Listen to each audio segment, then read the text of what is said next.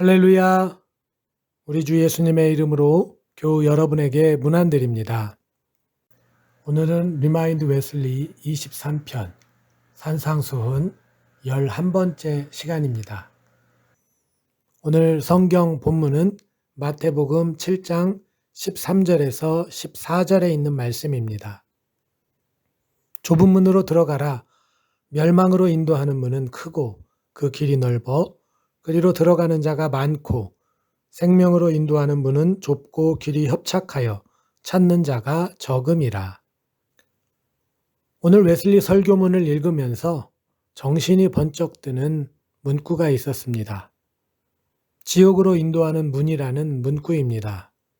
오늘 성경 본문은 멸망으로 인도하는 문이라 했는데 그 표현을 웨슬리 목사님은 지옥으로 인도하는 문이라고 말하고 있습니다. 이렇게 읽게 되었을 때 그 느낌이 아주 생생하게 전해졌는데요. 그래서 성경을 이렇게 적용해서 읽어보았습니다. 지옥으로 인도하는 문은 크고 그 길이 넓어 그리로 들어가는 자가 많고. 이렇게 심각하고 두려운 메시지, 그런데 많은 그리스도인들이 주님의 이 말씀을 심각하게 받아들이지 않는 것 같습니다. 어째서 그럴까요? 어쩌면 성경의 다른 말씀들도 진지하게 받아들이지 않기 때문에 나타나는 결과가 아닌가 하는 생각을 하게 됩니다. 그래서 듣기에 좋은 이야기는 주의해서 듣지만 듣기에 어려운 이야기는 흘려 듣는 것이죠. 그러나 우리는 주님의 말씀을 미간에 붙이고 손목에 매어 기호로 삼고 항상 주의를 기울일 수 있도록 우리의 마음판에 각인시켜야 합니다. 그래서 주님의 말씀을 항상 견지하며 우리의 마음을 다해 주님의 말씀을 실행해야 합니다. 주님의 말씀은 흘려 들을 수 있는 것이 아니고 또한 주님의 말씀은 심각하고 중요한 것이기 때문입니다. 그런데 이제 여러분은 또 다음에 주님 말씀은 어떻게 들리십니까? 생명으로 인도하는 문은 좁고 길이 협착하여 찾는 자가 적음이라. 지옥으로 인도하는 문이 넓어서 그리로 들어가는 사람이 많다는 주님의 평가와 정반대되는 말씀입니다. 생명으로 인도하는 문인데 그리로 들어가는 사람이 적다는 말이죠. 문자적으로 해석하고 우리의 삶에 적용하면 참 이상한 말입니다.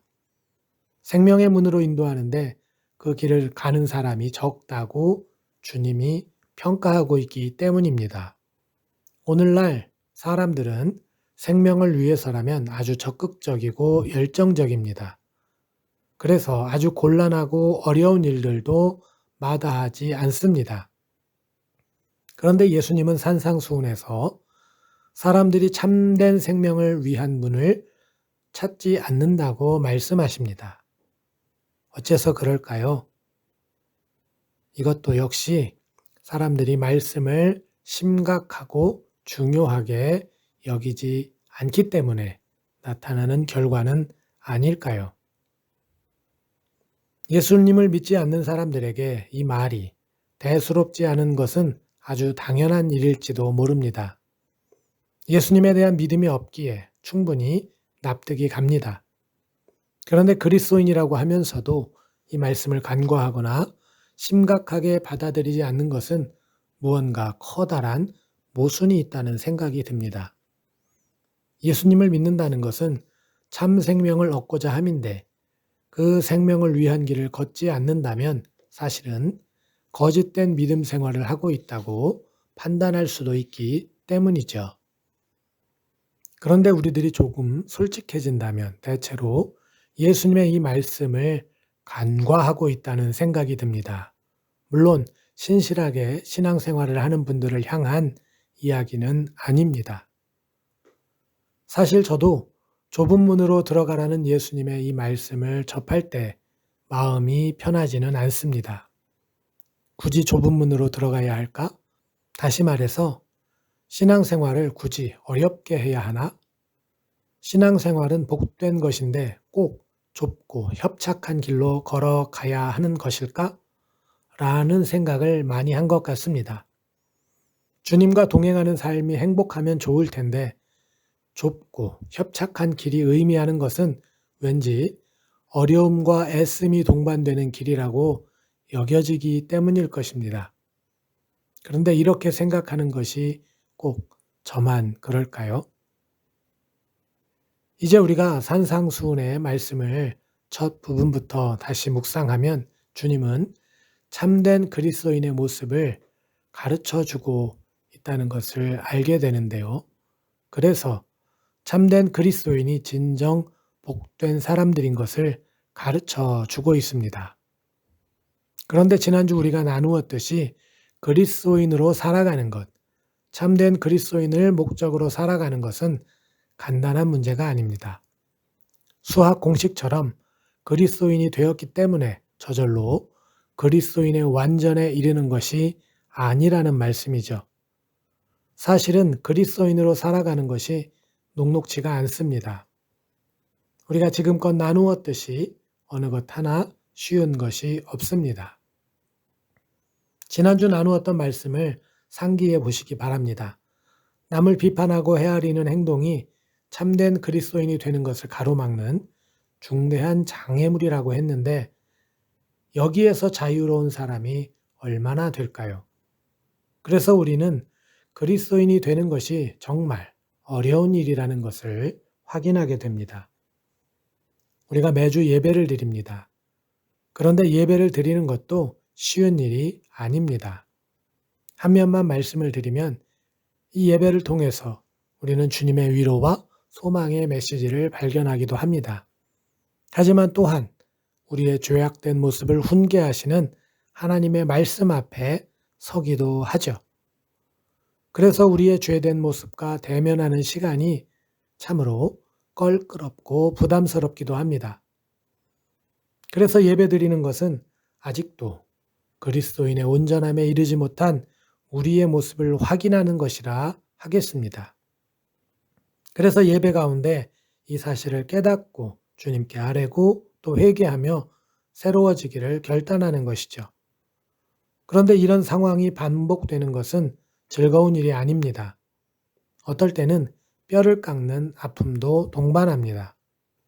주님 앞에 온전하지 못했던 내 모습, 죄로 인식하지 못했는데 주님을 통해 알게 된 나의 죄를 나의 삶 속에서 끊어내야 하기 때문입니다. 그래서 사실 예수님을 믿고 믿음의 길을 걷겠다고 작정하고 결단하는 것은 좁은 문으로 들어서는 것과 같다 하겠습니다. 그리고 결국 우리는 이미 이 문에 들어섰다는 것을 알게 되죠. 하지만 우리가 이 문에 들어섰음에도 불구하고 여전히 우리는 우리의 신앙생활이 평탄하기를 간구합니다. 그래서 형통의 복을 구합니다. 이 세상 가운데서 우리의 간구가 이루어지는 복을 구합니다. 주님이 주시는 은혜 가운데 평화 누리기를 간구합니다. 성경에도 축복받은 사람들이 있기 때문에 그들이 받았던 복을 누리기를 기도하고 소망하는 것입니다. 물론 틀렸다고 할 수 없습니다. 그러나 성경이 말하고 있는 축복의 말씀을 우리가 다시 생각해 보면 그들이 걸었던 신앙 여정이 좁은 문을 통해 걸었던 길임을 알게 됩니다. 주변의 사람들이 믿고 행하던 것과 다른 길이었기 때문인데요. 예를 들어 보겠습니다. 우리가 너무 잘 알만한 그런 사람들의 예입니다. 노아는 어땠을까요? 120년이나 높은 산 꼭대기에서 구원의 방주를 건조해야 했습니다. 아브라함은 또 어떻습니까? 고향과 친척, 부모 형제를 떠나 하나님께서 지시하는 땅으로 향하는 그의 여정이 과연 쉽고 편한 길은 아니었겠죠. 우리들이 가장 닮고 싶어하는 다윗의 신앙 여정은 또 어떨까요? 그가 기름 부음을 받을 때 왕이 되는 것은 따놓은 당상이었기 때문에 즐겁고 평화롭게 그의 인생 속에 찾아오는 고난을 즐겼을까요? 실상 이들의 신앙 여정은 좁은 길을 걷고 있었다는 것을 오늘 우리는 알게 됩니다. 그 가운데 그들은 하나님을 경험했습니다. 그래서 하나님을 깨달았습니다. 그래서 하나님을 누려가는 인생이 될 수 있었습니다. 그러므로 오늘 우리가 기도해야 하는 것은 그들이 좁은 문을 통해 좁고 협착한 길을 걸었기에 하나님의 은혜와 복을 누렸음을 기억하면서 오늘 우리도 좁은 문을 통과함으로 주님의 은혜와 복을 누리기를 기도해야 하는 것입니다. 바로 그것에 진정한 생명이 있기 때문입니다. 하나님은 결코 넓은 문을 우리에게 제시한 적이 없습니다. 말도 안 되는 상황 속에서도 하나님을 의지하고 경외하라고 명령하시기 때문입니다. 논쟁의 여지가 있기 때문에 여담으로만 들으십시오. 창조 과학자들은 이 세상의 첫 비가 노아의 홍수 때 내렸을 것이라고 말합니다. 왜냐하면 창조 때에는 궁창에 물이 있어서 지구의 환경이 극점과 적도의 극한 환경 없이 온난한 기후였을 것이라고 주장하기 때문입니다. 그래서 기후 변화가 아주 미미했을 것이라고 말합니다. 그런데 창조 과학자들의 주장대로라면 노아는 한 번도 본 적 없는 비를 대비하며 방주를 짓고 있었다 할 수 있을 것입니다. 참 이상한 일입니다. 그런데도 하나님을 의지하고 하나님의 말씀을 믿어야 했던 것이죠. 이런 상황이 노아는 답답하지 않았을까요? 물론 우리가 상황을 전제한 것이지만 무엇이 되었든 쉬운 일은 아니었습니다. 오늘 우리들의 시대는 하나님이 계시지 않다는 사실만 증거되어지는 그런 시대처럼 보입니다.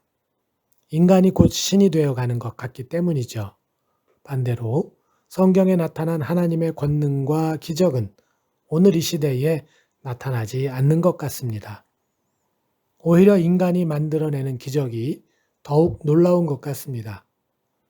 이러한 상황 가운데서 하나님을 믿는다는 것이 쉬운 일입니까? 실제로 이런 현상들 때문에 그리스도인들이 줄고 있다는 통계가 있습니다. 참으로 답답한 노릇이 아닙니까? 그래서 사실 우리가 창조주 하나님을 믿는 것, 우리의 중보자 되신 예수님을 믿는 것, 주님이 보내주신 성령의 내주와 동행하심을 믿는 것이 바로 좁은 문을 통해서 좁고 협착한 길을 걷는 것이라 하겠습니다. 오늘 우리들의 세상 속에서 믿고 따르기에는 왠지 괴리가 있는 것이 느껴지기 때문입니다. 그러나 이 길 끝에 생명이 있습니다. 하나님은 우리를 사랑하셔서 지옥이 아니라 생명으로 인도하시길 원하십니다. 문제는 우리들이 하나님의 이 사랑을 잘 이해하지 못하고 믿지 못할 뿐이죠. 조금 더 심각하게 인식하지 못하고 있기 때문입니다. 웨슬리 시대, 웨슬리 목사님이 좁은 문으로 들어가는 것을 강조할 수밖에 없는 사회적 배경이 있었던 것 같습니다. 당시 종교계, 즉 영국 국교회에 대해서 강한 불만이 생겼기 때문입니다. 또한 시대적으로 하나님의 말씀을 파괴하는 일들이 자행되고 있었기 때문입니다. 당시 영국 사회는 산업이 비약적으로 발전하는 시대를 맞이했습니다. 그래서 많은 사람들이 고향을 떠나 산업이 발전하는 곳으로 몰려들었습니다. 이들은 잘 살아보겠다는 꿈을 찾아 모여든 사람들입니다. 그러나 이들 대부분은 삶의 환경이 열악한 빈민들이었습니다. 그런데 이들에게 더욱 황당했던 일은 그들이 국교회 신자들이었음에도 불구하고 목회적 돌봄을 받을 수가 없었다는 것이었습니다. 이전 시간에 말씀드린 대로 영국인들은 태어나면서 영국 국교회 신자가 되었습니다. 그런데 영국 국교회는 지역을 구분하고 지역에 속한 교회에 다니도록 신앙생활이 제도화되어 있었기 때문에 타 지역으로 이주한 이들이 다닐 수 있는 교회에 제약이 있었고 또 목회적 돌봄을 받을 수도 없었던 것입니다. 그래서 이러한 점을 웨슬리 목사님과 감리교도들이 인지하고 이들을 대상으로 복음을 전하였고 목회했던 것입니다. 그런데 이런 폐쇄적이고 능동적이지 못한 당시 영국 국교회의 모습은 웨슬리의 눈에 좁은 길이 아니라 넓은 길을 걷고 있던 것으로 비춰지게 되었습니다. 그래서 웨슬리는 오늘 설교문에서 이들에 대한 통렬한 비판을 하고 있습니다. 다음은 웨슬리 설교문의 한 부분입니다. 소위 기독교 국가라고 하는 곳에서조차 많은 사람이 이 멸망의 길로 걸어가고 있다는 사실을 부인할 수 없습니다. 하나님과 사람에 대하여 마땅히 해야 할 바를 하지 않습니다. 또한 당시에는 계몽주의가 발전하면서 인간의 이성으로 이해하지 못하는 것을 비판하는 경향이 아주 강했습니다. 당연히 성경 속에서 인간의 이성이 설명하지 못하는 부분들은 많은 비판을 받을 수밖에 없었습니다. 그래서 실제로 성경 속에 기적 이야기를 제거한 성경이 출판되기도 했습니다. 이처럼 인간의 이성이 눈을 뜨고 비이성적인 내용이 심각하게 공격을 받는 상황 속에서 믿음의 길을 걷는 것이 바로 좁은 길을 걷는 것임을 웨슬리는 깨닫게 되었습니다. 사랑하는 교우 여러분, 좁은 문으로 들어가라는 주님의 말씀은 맥락상 어렵고 애씀이 있는 곳으로 들어가라는 말입니다. 그럼에도 좁은 문은 예수 그리스도 복음입니다. 그래서 우리 그리스도인들의 신앙생활이 사실은 좁고 협착한 길입니다. 신앙생활을 해보면 알 수 있습니다. 그래서 진실되게 믿음의 경주를 이어갈 때 이 길 끝에서 우리는 하나님의 생명에 도달하게 됩니다. 그리고 그리스도인의 완전에도 도달하게 되죠.